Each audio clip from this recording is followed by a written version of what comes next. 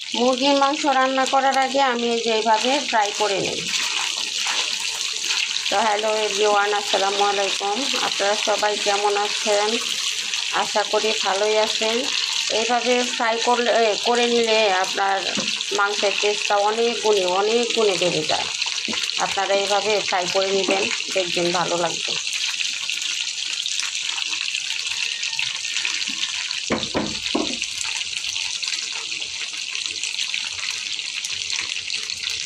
এই তো আমি এখন মূল রান্নায় চলে আসলাম। এখানে আমি যে গোটা গরম মশলা তেজপাতা দিয়ে দিলাম।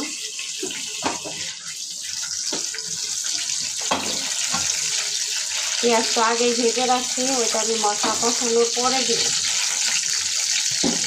ঢাকার কিছু নাই, আমি একটু লবণ দিয়ে দিলাম।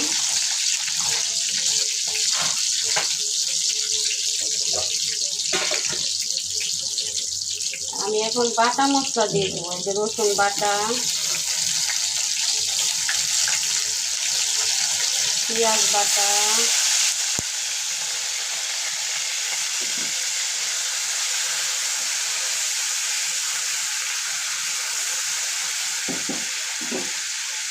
তারপরে হচ্ছে আপনারা মশলা দেওয়ার আগে লবণ দিয়ে নেবেন, তাহলে মশলাটা ছিটবে না, মানে গায়ে লাগবে না।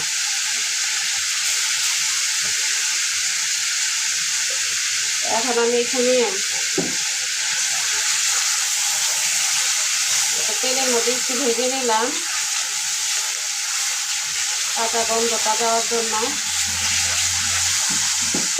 আমি এখানে এখন গুঁড়া মশলা দিয়ে দেবো, 1 চামচ, আর একটু হলুদ দিয়ে দিলাম।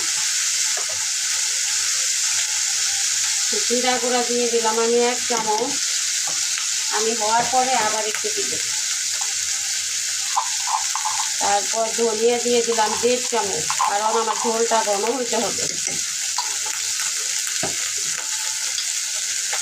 কোনো তরকারি দিব না, মানে আলু টালু কিছু দিব না। এই যে আমি মরিচ দিয়ে দিলাম 3 চামচ।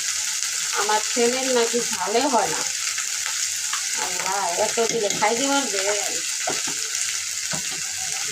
না। একটু পানি দিয়ে আমি কষাবো মশলাটা।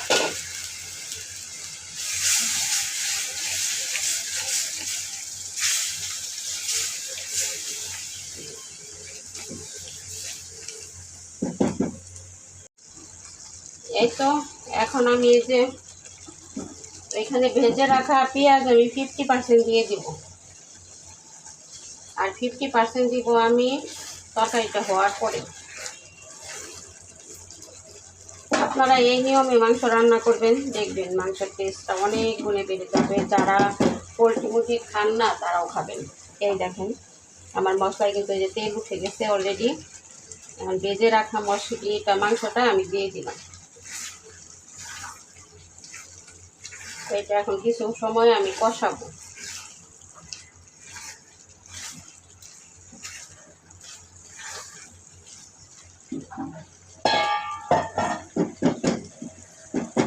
ঢেকে দিলাম।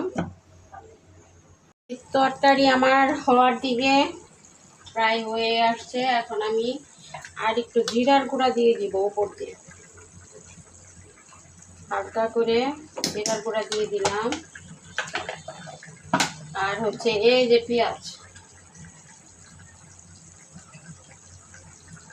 এই যে 50% রাখছিলাম, এটা এখন আমি উপর দিয়ে দেব। এই জিনিসটা কিন্তু এখন গলবে না, মানে এই পেঁয়াজ বেরেস্তাটা গলবে না, বাট এটার যে ফ্লেভার আছে অনেক সুন্দর একটা ফ্লেভার, সেটা পাওয়া যাবে তরকারির মধ্যে।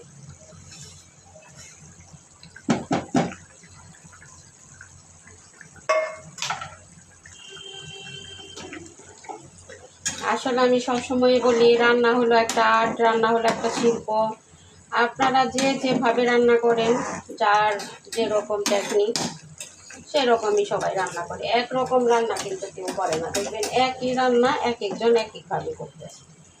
এই যে দেখেন আমার ঝোলটা কিন্তু এই যে ঘন হয়ে গেছে, আর যেহেতু আমি কোনো সবজি ব্যবহার করব না, এই ঝোল দিয়ে খেতে হবে, অতএব ঝোলটা আমার ঘন হওয়াটা খুবই জরুরি। আর ওরা খেতে চায় না, ওর আব্বু খায় মাংসের মধ্যে আলু খায়, কিন্তু বাচ্চারা খেতে চায় না, ওর বাবা তো আর এটা খাবে না, সেই জন্য আর আলু টালু কিছু দিলাম না। পোলট্রি মুরগি তো মনে করেন যে এমনি খেতে খুব একটা ভালো লাগে না, কিন্তু বাচ্চারা খায় সেই জন্যই আনা লাগে বাচ্চাদের জন্য। আর বাচ্চারা শক্ত মুরগি খেতে চায় না, হাঁস তো খায় না, কবুতর খায় না, শক্ত মুরগিও খেতে চায় না। আমি একটু লবণটা টেস্ট করে নিই।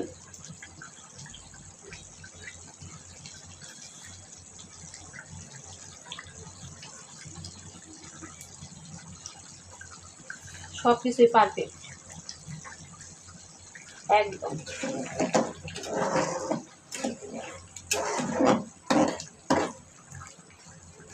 এই যে দেখুন ঝোলটা শুধু ঘন হয়ে গিয়েছে, আপনারা কতটা বুঝতে পারতেছেন।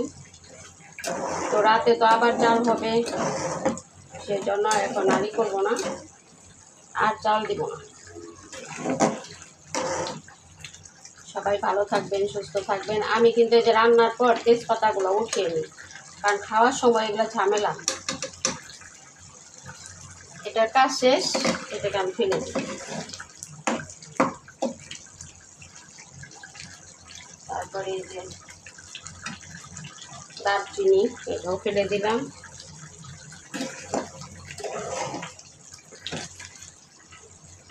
তো সবাই ভালো থাকবেন, সুস্থ থাকবেন, নিরাপদে থাকবেন। অন্য কোনো ভিডিওতে দেখা হবে, কথা হবে।